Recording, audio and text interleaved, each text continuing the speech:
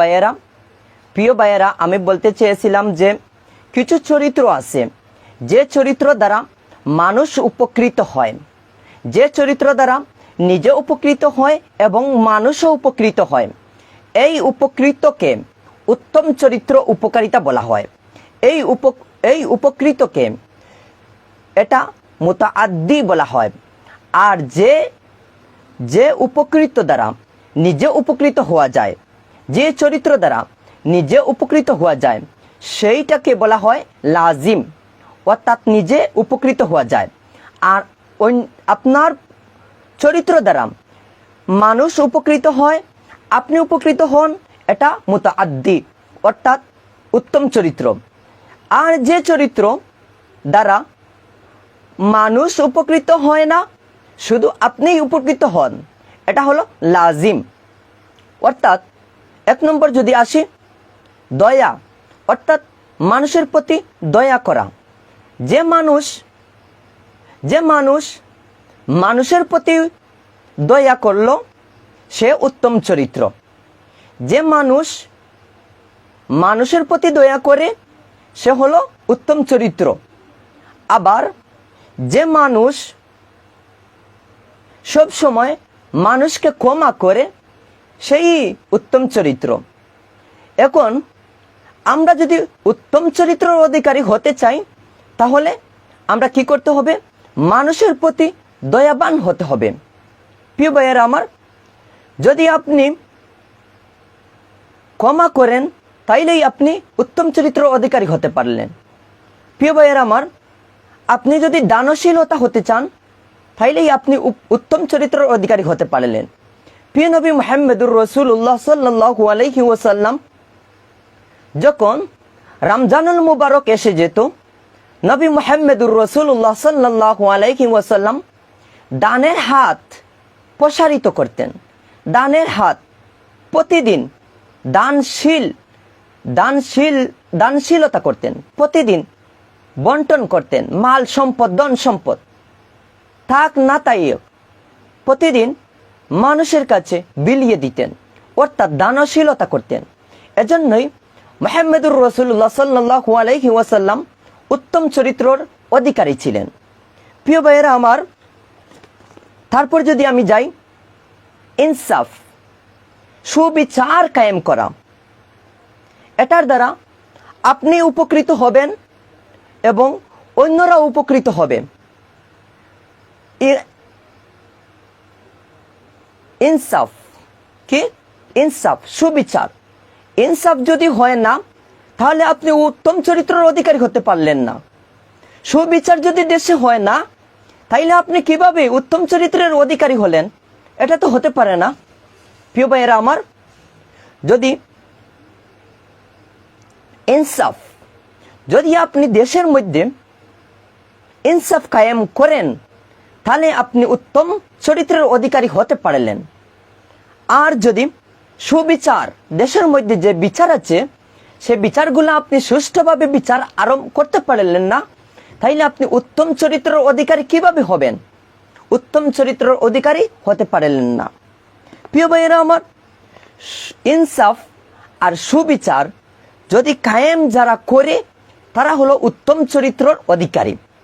অর্থাৎ যারা উত্তম চরিত্রের অধিকারী হতে পারলো, তারাই তো জান্নাতের চাবিটা পেয়ে গেল।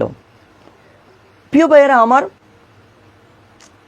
আর ইনসাফ আর সুবিচার যদি দেশের মধ্যে যদি কায়েম হয়ে যায়, তাইলে আপনি উত্তম চরিত্রের অধিকারী হতে পারলেন, তার দ্বারা মানুষও উপকৃত হতে পারল। প্রিয় ভাইয়েরা আমার, তারপরে যদি আমি আসি, ধৈর্য ধারণ করা, ধৈর্য ধারণ করা। এটা কেমন? মানুষকে কোনো কিছু বলে, মানুষকে কোনো কিছু করে, তখন কি করতে হয়? ধৈর্য ধারণ করতে হয়। যারা ধৈর্য ধারণ করে, তারাই উত্তম চরিত্র অধিকারী হতে পারলো। আর যারা ধৈর্য ধারণ করতে পারলো না, তারা তো উত্তম চরিত্র অধিকারী হতে পারলো না। প্রিয় ভাইয়েরা আমার, যদি কোনো মানুষ ধৈর্য ধারণ করতে পারে, সে হলো উত্তম চরিত্রের অধিকারী। উত্তম চরিত্রের অধিকারী। তারপর ক্ষমাশীল, অর্থাৎ মানুষকে ক্ষমা করা। কোনো মানুষকে কোনো কিছু বলে ফেললো, সাথে সাথে ক্ষমা করে দেওয়া। যদি আপনি ক্ষমা করতে পারলেন না, তাইলেই আপনি তো উত্তম চরিত্রের অধিকারী হতে পারলেন না। প্রিয় ভাইয়েরা আমার, তাইলে এই 3 নম্বর পয়েন্ট থেকে কি জানতে পারলাম? ধৈর্য ধারণ করা। ধৈর্য ধারণ করবেন কিভাবে? ধৈর্য ধারণ করবেন, যদি ধৈর্য ধারণ করতে পারেন তাইলে আপনি উত্তম চরিত্রের অধিকারী হতে পারলেন। আর যদি ক্ষমাও করেন তাইলেও আপনি উত্তম চরিত্রের অধিকারী হতে পারলেন। যদি ধৈর্য ধারণ করতে পারলেন না এবং ক্ষমাও করতে পারলেন না, তাইলে উত্তম চরিত্রের অধিকারী হতে পারলেন না। এবং উত্তম চরিত্রের অধিকারী যদি হতে পারেন না, তাইলে জান্নাতের চাবিটাও পাবেন না। প্রিয় ভাইয়েরা আমার, যদি তারপরেরটা আসি, 4 নাম্বার, মানুষের সাথে হাসি মুখে কথা বলা। যে একজন মানুষ অন্য মানুষের প্রতি যে মহব্বতটা রাখা, মানুষের সাথে যে হাসি মুখে যে কথাটা বলা, সালাম মুসাফা মুআনাকা করা, যদি এটা আপনার যদি রাগবশত হয়ে যায়, তাইলে তো আপনি উত্তম চরিত্রের অধিকারী হতে পারলেন না। প্রিয় নবী মুহাম্মদুর রাসূলুল্লাহ সাল্লাল্লাহু আলাইহি ওয়াসাল্লাম বলেন, কোনো মানুষের সাথে যে সময় সাক্ষাৎ করে, সেই সময় সে কি করে? সালাম সালাম সালাম মুসাফা মুআনাকা করে। এখন যদি আপনি রাগ হয়ে বসে থাকেন, মুসাফা মুআনাকা কিছুই করলেন না, তাইলে আপনি উত্তম চরিত্রের অধিকারী হতে পারলেন না। প্রিয় ভাইয়ের আমার, যদি আপনি উত্তম চরিত্রের অধিকারী হতে চান, তাইলে মানুষের সাথে হাসি মুখে কথা বলা। যদি মানুষের প্রতি হাসি মুখে কথা বলতে পারে, তাইলে সেই হলো উত্তম চরিত্রের অধিকারী। এজন্যই মুহাম্মদুর রাসূলুল্লাহ সাল্লাল্লাহু আলাইহি ওয়াসাল্লাম, মানুষ পরিচিত হোক আর অপরিচিত হোক, যেই সময় মানুষের সাথে যেই সময় সাক্ষাৎ হয়ে যেত, প্রিয় নবী মুহাম্মদুর রাসূলুল্লাহ সেই সময় মুসাফা মুআনাকা সালাম কালাম যেই সময় করতেন, সেই সময় ওনার মুখের মধ্যে হাসিটা ছিল, কিন্তু হাসিটা মিষ্টি হাসি ছিল। এটাই হলো নবীজির সুন্নত। এই হাসি মুখে কথা বলাও একটা ইবাদত। আমরা জমিনের মধ্যে ইবাদত বন্দেগী করি, আর যদি আপনি হাসি মুখে যদি মানুষের সাথে যদি কথা বলেন হাসি মুখে, তাইলেই আপনার এটা হয়ে যায় ইবাদত।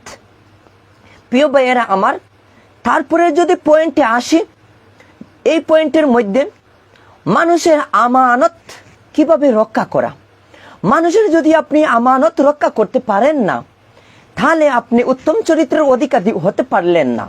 প্রিয় ভাইয়েরা আমার, আমি আপনাদেরকে বুঝাইতে চাই যে মানুষের যদি আমানতের খিয়ানত করে, তাহলে তো সে উত্তম চরিত্রের অধিকারী হতে পারল না। আর যদি মানুষের যদি আমানত রক্ষা করতে পারে, তাহলে সেই উত্তম চরিত্রের অধিকারী হতে পারেন। কি ভাইয়েরা আমার, মুহাম্মদুর রাসূলুল্লাহ সাল্লাল্লাহু আলাইহি ওয়াসাল্লাম, ওনার কাছে যে সময় ওনার কাছে যে ধন সম্পদ যেগুলা রাখা হতো, টাকা পয়সা যে সময় রাখা হতো, কোনো কিছু যে রাখা হতো, প্রিয় নবী মুহাম্মদুর রাসূলুল্লাহ আমানতের সাথে ওইগুলা সম্পদ রেখে দিতেন। আবার যে সময় তারা আসতো, ঠিক তেমনি ভাবে উনি দিয়ে দিতেন। তারিখ মতো রাখতো, আবার তারিখ মতো নিত। এজন্যই মুহাম্মদুর রাসূলুল্লাহ সাল্লাল্লাহু আলাইহি ওয়াসাল্লাম উত্তম চরিত্রের অধিকারী। এজন্যই মুহাম্মদকে উত্তম চরিত্রের অধিকারী বলা হয়। আমরা আমানতের খিয়ানত করি। যদি আমরা আমানতের খিয়ানত করি, তাহলে আমরা উত্তম চরিত্রের অধিকারী কিভাবে হতে পারলাম? আর যদি উত্তম চরিত্রের অধিকারী হতে পারি না, তাহলে আমরা জান্নাতের চাবিটা কিভাবে পাবো? প্রিয় ভাইয়েরা আমার, এই আমি বললাম কয়েকটা পয়েন্ট। উত্তম চরিত্র কেমন? উত্তম চরিত্র কিয়ামতের দিন, উত্তম চরিত্র যখন কিয়ামতের দিন মিজানের পাল্লায় তোলা হবে, সেই সময় পাল্লাটা এমনভাবে ভারী হবে কোনো কিছুর সমতুল্য হবে না উত্তম চরিত্রটা। যদি আপনার উত্তম চরিত্রটা যদি থাকে না, তাহলে আপনি মিজানের পাল্লায় যে সময় আপনার চরিত্রটা রাখা হবে, আপনি জমিনের মধ্যে, আপনি দুনিয়ার মধ্যে যে আপনার উত্তম চরিত্রটা ছিল না, আর যদি আপনার চরিত্রটা কিয়ামতের ময়দানে মিজানের পাল্লায় রাখা হয়, আর মিজানের পাল্লাটা যদি হালকা হয়ে যায়, তাহলে তো আপনি উত্তম চরিত্রের অধিকারী হতে পারলেন না।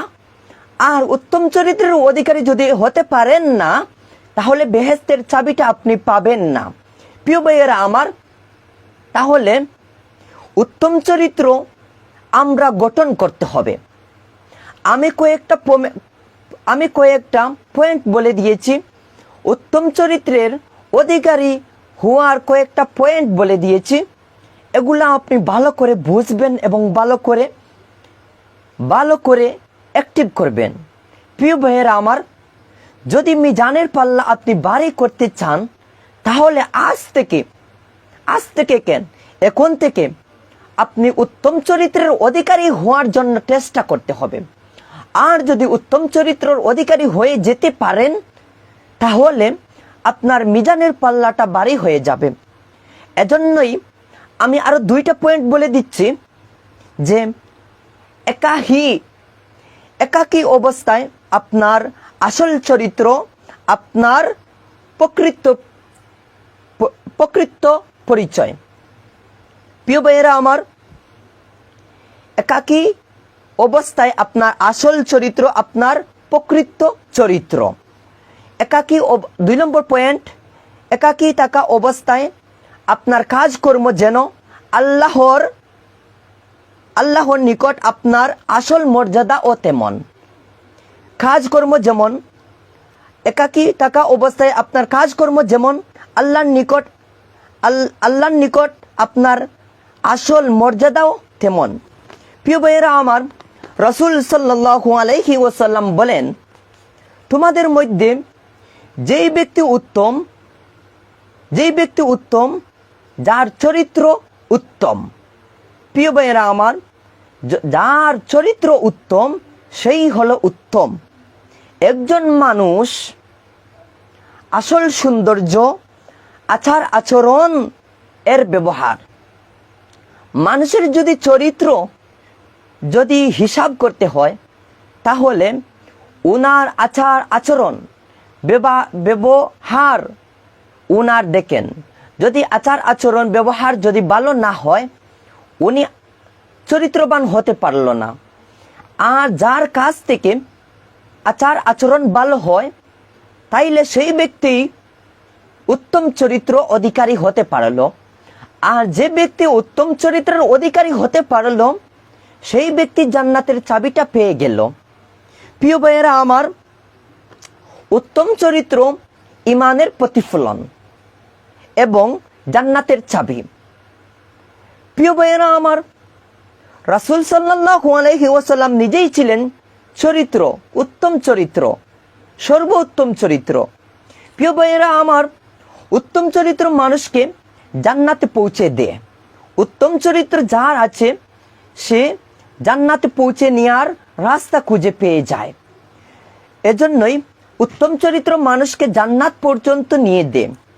হযরতে আবু হুরায়রা রাদিয়াল্লাহু তাআলা আনহু প্রিয় নবী মুহাম্মদুর রাসূলুল্লাহ সাল্লাল্লাহু আলাইহি ওয়াসাল্লামকে জিজ্ঞাসা করলেন, ইয়া রাসূলুল্লাহ, জান্নাতে যাওয়ার জন্য এমন একটা আমল বলে দিন যে আমলটা অতি ভালো হয়। মুহাম্মদুর রাসূলুল্লাহ সাল্লাল্লাহু আলাইহি ওয়াসাল্লাম হযরতে আবু হুরায়রাকে বললেন যে আল্লাহকে ভয় করে আর উত্তম চরিত্র, আল্লাহর ভয় এবং উত্তম চরিত্র। যে আল্লাহকে ভয় করে তার কাছে 100% উত্তম চরিত্র আছে। আর যে উত্তম চরিত্রের অধিকারী হতে পারল, সে জান্নাতের চাবিটা পেয়ে গেল। এজন্যই আমরা উত্তম চরিত্রের অধিকারী হতে হবে। উত্তম চরিত্রের অধিকারী যদি আমরা হতে পারি না, তাহলে জান্নাতের চাবিটা পাবো না। প্রিয় ভাইয়েরা আমার, এজন্যই একটা আমি আপনাদেরকে দোয়া শিখিয়ে দিতে চাই, যে উত্তম চরিত্রের অধিকারীর দোয়া। আপনি উত্তম চরিত্রের অধিকারী হতে চাইলে একটা দোয়া রীতিনীতিভাবে বেশি বেশি করে পড়েন, তাহলে আপনি উত্তম চরিত্রের অধিকারী হতে পারবেন। আর যদি উত্তম চরিত্রের অধিকারীটা আপনার কাছ থেকে বিফলে চলে যায়, তাহলে আপনি জান্নাতের চাবিটা পাবেন না।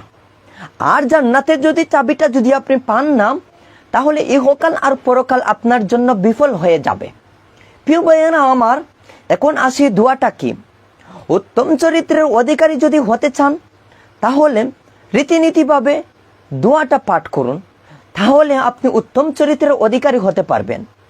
আল্লাহুম্মা আহসানতা খালকি, আল্লাহুম্মা আহসানতা খালকি ফা আহসিন খুলুকি। এটা আপনি মুখস্থ করবেন এবং আপনি বেশি বেশি করে পাঠ করবেন। রীতিনীতিভাবে হাঁটতে বসতে এটা পাঠ করবেন।